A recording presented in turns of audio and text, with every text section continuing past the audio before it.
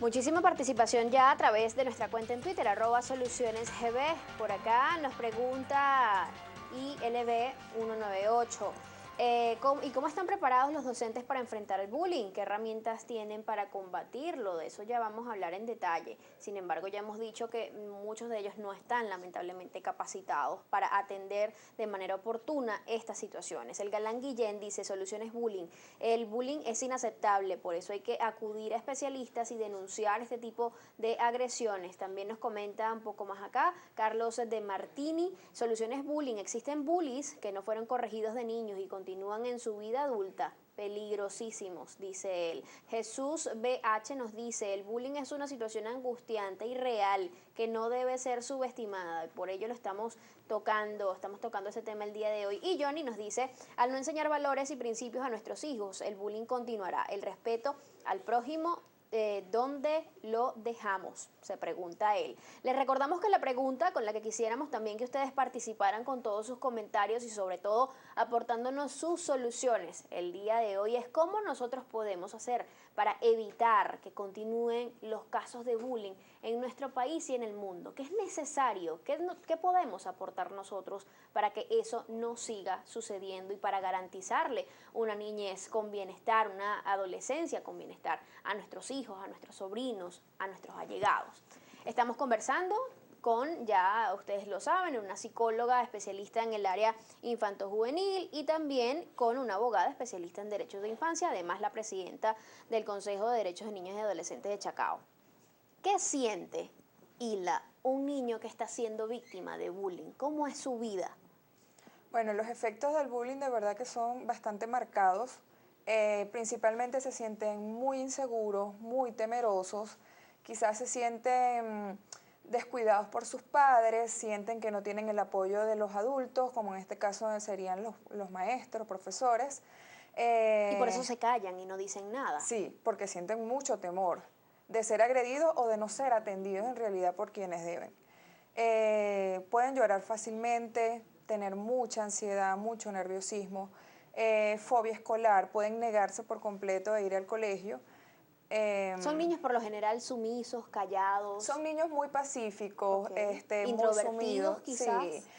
Quienes son más atacados son las niñas o niños con diversidad funcional, con alguna discapacidad, síndrome de Down, Asperger, autismo, suelen ser más propensos a sufrir bullying. ¿Hay algunos rasgos de la personalidad del niño que lo pudieran hacer más vulnerable a ser víctima del bullying? Bueno, no necesariamente, pero sí puede ser alguna característica física que quizás, bueno, que si es muy bajo, si es muy alto, flaco, pero no necesariamente. ¿El dolor es algo presente en la víctima del bullying antes, durante y después de los ataques? Es decir, ¿es Sí. una persona que siempre carga con el dolor a cuestas? Es algo que principalmente sí está presente y va a depender también del tipo de bullying, de la intensidad y de lo marcado que sea. ¿Y cuán fácil es identificar a un niño que está atravesando por esta situación? ¿Cuáles son los síntomas quizás más visibles? Bueno, es muy importante la observación tanto de los padres como de los maestros o profesores. Siempre en los ratos libres es muy importante estar vigilante de lo que pasa entre los escolares, ¿no? Y en casa pueden observar fácilmente que pueden somatizar, es decir, pueden tener de repentino dolor de cabeza, náuseas, pérdida de apetito, cambios de humores. De repente el niño antes le gustaba e iba feliz al colegio y de un día a otro decide no querer ir más, se opone. Son cambios de humor y de conductas bien marcados que se nota fácilmente en casa. ¿Y cuáles suelen ser las preguntas o deberían ser las preguntas adecuadas en esos momentos hacia el niño? Bueno, principalmente generar la confianza. Ok. No descartar o no hacer un lado la situación, o sea, no hay que cerrar los ojos ante lo que está pasando, más bien hay que abordar a tiempo y darle a entender que él no tiene la culpa de lo que sucede, generar esa confianza y preguntar si hay alguien en el colegio que le está diciendo algo que no le gusta, que lo trata mal, qué hace él ante esa situación, si habla con su maestra, si su maestra lo atiende. O sea, es más esas preguntas básicas porque son niños. Con adolescentes quizás ellos son un poco más cerrados, pero se puede hacer preguntas más Es estructuradas. decir, que a un niño nunca se le puede de repente llegar a decir, bueno, ¿y por qué tú te dejas? Que es No, típicamente claro, la exactamente. respuesta de muchos Sí, porque él padres. está embuido en un círculo y nosotros apostamos a que es muy importante que los colegios tengan un buen psicólogo escolar. ¿Cuán oportuna es la respuesta también de muchos padres, con la que no estoy para nada de acuerdo, pero que dicen, bueno, si te dan, tú lo devuelves? Sí, bueno, yo creo que eso no es correcto porque, como conversábamos anteriormente, genera un círculo de violencia. Estás atendiendo situaciones de violencia con violencia y no estás fortaleciendo para nada al niño, o sea, no lo estás ayudando o al adolescente, o lo puedes convertir también en un agresor. También es importante que no solo los padres de la víctima sean atendidos, sino también se converse con los padres del niño o los niños que son agresores, Claro. porque también ellos pudiesen por su lado estar siendo o víctimas de bullying o de alguna necesidad de atención psicológica, afectiva. Importantísimo que los maestros detecten también el tema de la descenso de las calificaciones del niño. Ese es un síntoma importante. Okay. El aislamiento, el no querer participar en trabajos grupales, cuando se mandan trabajos grupales Un niño no que come quiere. solo en el receso. Exactamente, Que sí, está son totalmente indicativos. aislado, como ya lo decías. Todo esto tiene muchísimas consecuencias, no solamente el hecho de los cambios de ánimo, de las repercusiones a nivel académico, de también las repercusiones que pueden existir a nivel físico cuando el niño pues deja de comer, en fin, sino que hay consecuencias mucho peores del bullying. Vamos a ver de qué se trata esto. Ser intimidado en el colegio no es un rito inofensivo o una parte inevitable del crecimiento infantil, sino un problema que tiene consecuencias hasta en la adultez para todos los involucrados. Así lo muestra un estudio realizado en el Reino Unido y los Estados Unidos, que siguió a 1.420 niños entre los 9 y 26 años y que examinó el impacto del bullying en la adultez de víctimas, agresores y quienes siendo víctimas se transformaron en agresores o viceversa. El estudio muestra que todos los niños implicados en el bullying sufren las consecuencias de este cuando son adultos, tanto a nivel físico como psicológico y en sus relaciones sociales futuras. El estudio también evidenció que algunos de los niños que fueron víctimas se convirtieron en asesinos y que constituyen 1 de cada 5 casos de bullying. Y aunque no son mayoría, son los más afectados cuando adultos por este. Tienen 6 veces más posibilidades de sufrir una enfermedad importante, como depresión, intento de suicidio, asma, tabaquismo, etc., que quienes no sufrieron acoso en su infancia. Además, mostraron 5 veces más probabilidades de renunciar a múltiples empleos y el triple de riesgo de ser despedidos.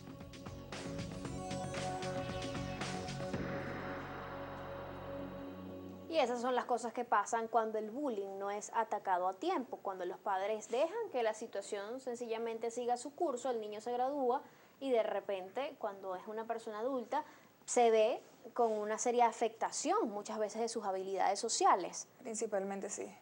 ¿Qué tipo de situaciones se pueden presentar en ese sentido, en ese contexto? Bueno, generalmente se desarrollan con mucha inseguridad, obviamente la baja autoestima continúa, tienen muchas dificultades a la hora de relacionarse con otras personas, por eso es que tienen tantos problemas además en el empleo y en las relaciones también interpersonales, y en muchos casos por acumular tanta frustración y no haber sido atendido en el momento que lo necesitaba, se puede convertir en un agresor además. Es lo que decíamos, de hecho lo veíamos allí que me llamó muchísimo la atención. Personas que han sido en su niñez víctimas de bullying terminan convirtiéndose en asesinos, quizás buscando drenar toda esa rabia, toda esa impotencia producto del maltrato de la niñez. Sí, se pueden convertir en antisociales y la forma en la que se relacionan pueden ser caóticas. ¿Y quiénes tienen más probabilidades, por decirlo así, de sobrevivir al bullying, de hacer que este sencillamente sea un episodio en su vida? Principalmente los padres. El trabajo de los padres y el apoyo de la familia es esencial.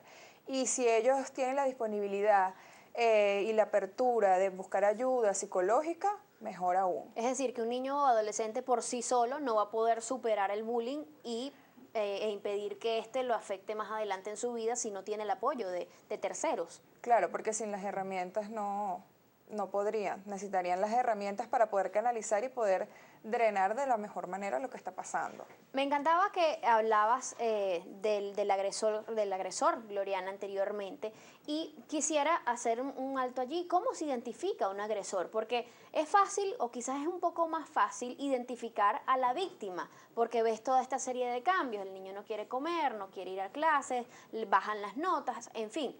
Pero ¿cómo saber que tu hijo es el que está agrediendo a otro?